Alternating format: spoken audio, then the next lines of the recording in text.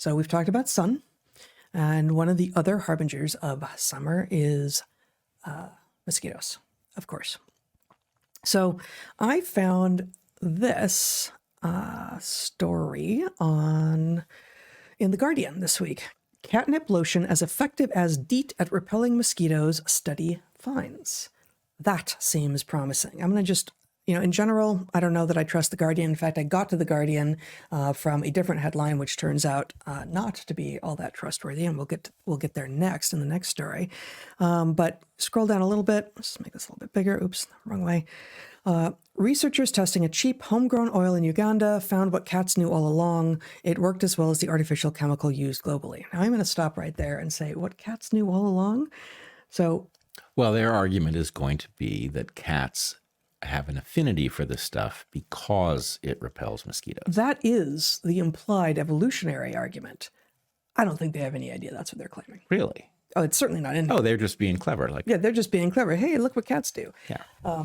Yeah, cats. They're being clever without being clever is kind of their specialty, actually. But I mean, I think that's exactly what might be going on. That cats are attracted to catnip because it does provide a benefit in keeping mosquitoes away, which cats, as much as I think any mammal, want to do, because while many mosquito vector diseases are pretty clade specific, many of them are not, and there are plenty of carnivoran specific diseases out there. So we're never going to know, but I'm just wondering if all this is true, if the cats are looking at the dogs thinking, like, what's wrong with you?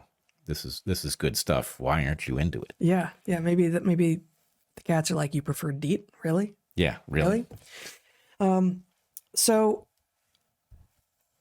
I'm actually going to skip out of here because the article is what the article is. But what it does say in the fourth paragraph is in a study presented at the Society for Experimental Biology conference in Florence on Tuesday.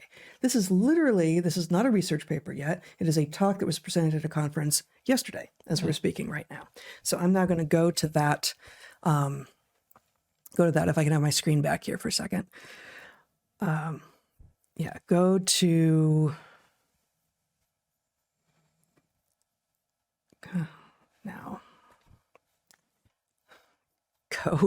that spot. Okay, so here we go. Here is the way of academic conferences is that most of the time you've written your abstract in advance of actually knowing what you will find, and certainly well in advance of having therefore been able to put all of your research into a paper format and gotten it published in a journal.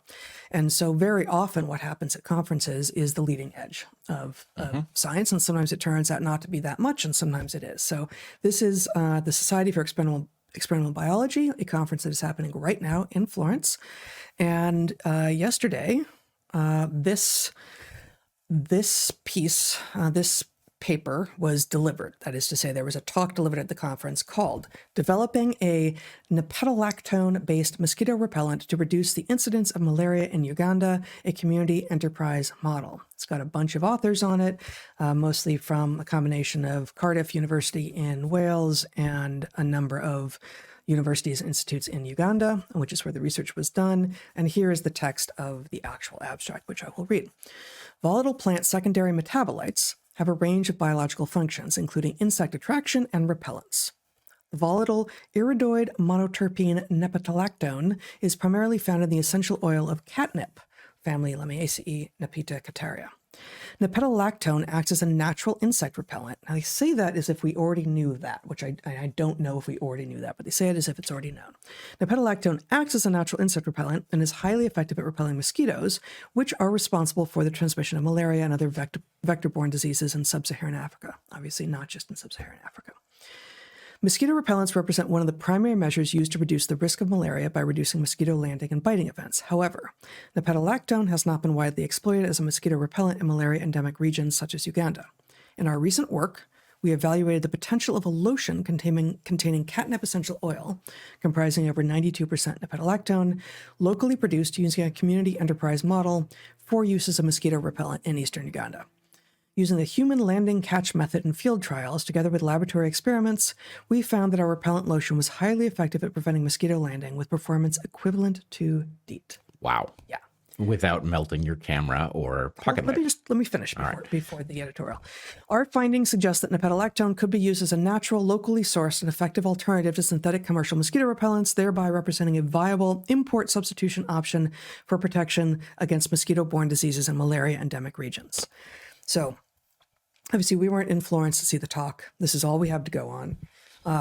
It seems to be making primarily an economic argument as opposed to a health argument. Like the health argument overall is mosquitoes aren't just a nuisance; they vector diseases that are killers, such as malaria, also yellow fever, dengue, lots of other things. And DEET is expensive because it's not made in-house in Uganda, whereas something that can be grown and then turned into a lotion right in Uganda could be more economical. That is one argument that I think is a good one. The better one, which you began to get to, is DEET is crazy toxic. Yeah. Like DEET is really nasty stuff, and as you alluded to just now, we have been tropical field biologists. We have spent a lot of time in the field contending with a lot of mosquitoes, and being tropical field biologists, especially if what you're doing is animal behavior, which requires that you sit totally still for long periods of time, means that you draw a lot of attention from mosquitoes. And both of us have tried all sorts of things. Unless you stop exhaling, but that's a short And then, term. the observations that you make they get less and less and less, and then hit your to zero. head. Yeah. It's not a plan. It's not a great plan for avoiding mosquitoes. So if you're going to insist on continuing to do the whole respiratory thing, how is it that you're going to avoid the being attractive to mosquitoes and getting bitten and perhaps getting any of the diseases that they vector? Well, you can put a giant head net on yourself. You can carry around those mosquito coils and occasionally set fire to your field clothing. I did this a lot. I was going to ask you how you knew, but I know. You could use citronella. For a while, was it Avon's Skin So Soft was a suggested thing, and I think we tried that for a while. I have no memory of how successful that was. And early on, much to our chagrin, we didn't like doing it because you can smell how toxic this stuff is. Used DEET, and just like some people don't realize that when they're using Roundup, what they're using is glyphosate, and you'll actually get people saying to you, "Oh, I don't use glyphosate; I just use Roundup." Like, no, no, the active ingredient in the Roundup that you're using is glyphosate. Same thing with off. The active ingredient is DEET. If you're using off, you're using DEET, and there's lots of other products out there that use DEET as their primary or only ingredient in them. And hold up, I once, early in our time as tropical field biologists, when I was still doing a fair bit of photography with really nice cameras, and had a beautiful, I think it was a Canon SLR, and I had applied DEET to my hands to avoid the mosquito bites, and I went to take a photograph and came away with my fingerprint permanently reflected in the camera body, which was made possible by the DEET. It is a decent anti-theft measure, but that moment of seeing my fingerprint reflected, like permanently embedded in the camera body as if I had put my finger in wet concrete, the only possible way that had happened, the only thing that could have facilitated that was the DEET, because that's the only thing that I had done that was unusual, prompted me to say, that's it, I'm done, no more DEET for me ever, because if it can do that, who knows what it is doing to us? Yeah, it's clearly a solvent.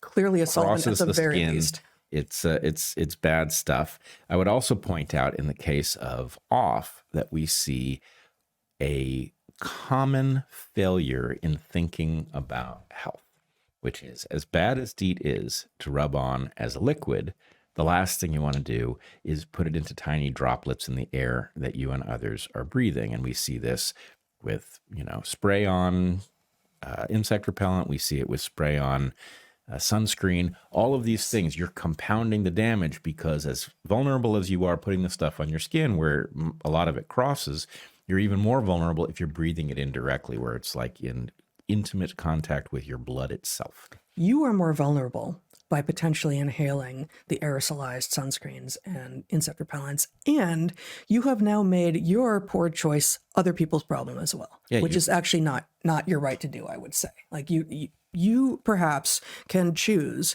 to put toxins on and in your body that will have bad effects on you. But the idea that people around you have no choice but to also inhale the toxins that you are choosing to use for yourself is not a legitimate choice. Yeah, you're externalizing harm onto others, even if they're making better choices, which is something you shouldn't be able to do. I think also, we cover in our book a point that I don't hear made elsewhere. I think it's really important, which is that once upon a time, things that smelled bad, that was an indicator that you shouldn't interact with them, but it wasn't harmful for you to smell them. If there's a rotting fish and you think, oh God, that smells terrible, there's no downside that we know of from having smelled the fish. And it may have been an indicator of like, I'm walking towards more and more of the smell. I should turn around. I should veer away. Like maybe the strong smell of sulfur means I'm about to fall into a boiling sulfur pit. Right, exactly. For instance. It's a warning mechanism. Yes. But being warned is not any more harmful than, getting an alert on your phone that, there's wind coming that might be devastating or something like that. But in modern times, something like this, it doesn't smell noxious. For those only listening, Brett just held up an open Sharpie. I did. And every time I opened the Sharpie, I smelled a little, and I think I should figure out a better way to do this. Story for another time. But point being, I don't think they smell as strong as some of the pens did when we were young. They don't. They don't. But nonetheless, the fact that smell isn't noxious, maybe it should smell just absolutely god-awful in light of the danger of whatever solvent it is I'm inhaling by opening it, and you're inhaling, not even having opened it. But the act of smelling itself, it's not, if it was just warning you not to put the tip of the pen on your tongue because that's poisonous, that'd be one thing. But in fact, you're not getting an alert because it doesn't inherently smell bad. It just smells weird. And the act of smelling it itself is you bringing in the solvent, which is dangerous in a way that our ancestors didn't anticipate. So we don't intuit that smelling things that are off can now be the hazardous activity in and of itself. Yes.